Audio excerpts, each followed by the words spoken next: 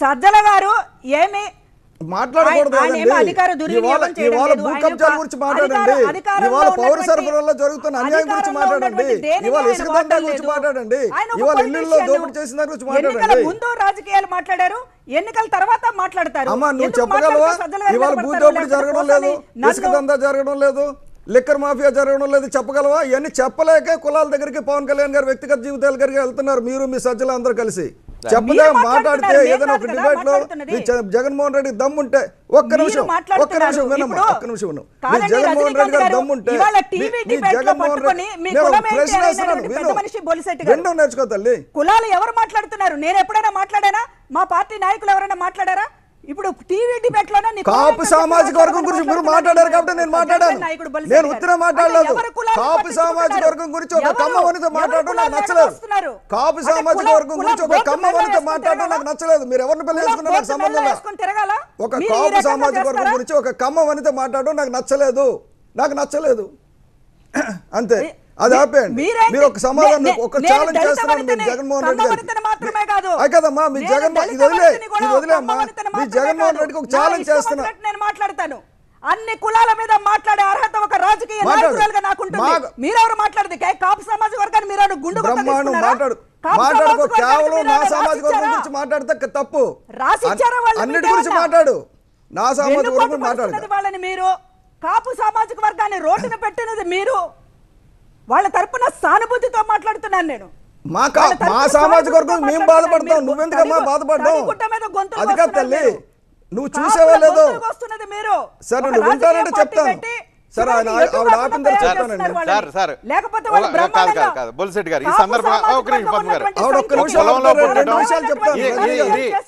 చాలా కీలకమైన పాయింట్. ఒక నిమిషం.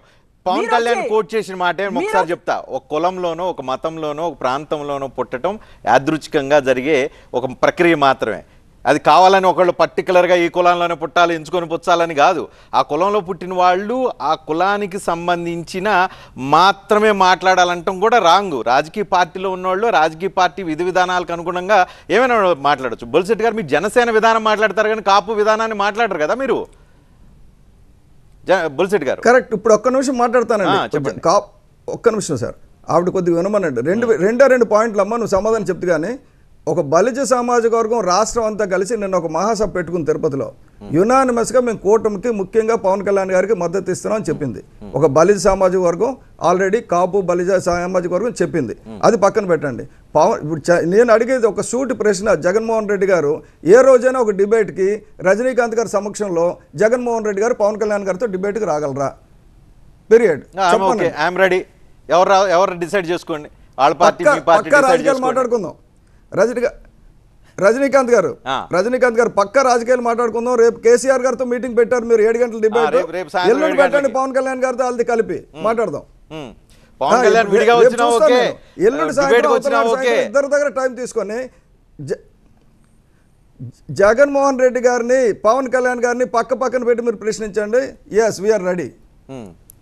సరే మీ పార్టీలు 2 పార్టీలు నిర్ణయం తీసుకొని చెప్పండి. నేను any time any centre I'm okay. నేను నిర్ణయం కాదు, మీరు 2 పార్టీలకు ఇన్విటేషన్ పంపించండి. జగన్మోహన్ రెడ్డి పవన్ కళ్యాణ్ గారి తరపున నేను చెప్తాను పవన్ కళ్యాణ్ గారి తరపున నేను చెప్తున్నాను ఎస్ అండి. జగన్మోహన్ రెడ్డి చెప్పానండి. పవన్ కళ్యాణ్ గారి తరపున నేను ఎస్ అని చెప్తున్నాను. జగన్మోహన్ రెడ్డి తరపున మీరు మాట్లాడండి. అది కాదు అధికార ప్రతినిధి కదమ్మా. జగన్మోహన్ రెడ్డి తరపున నువ్వు ఎస్ అనిపించు.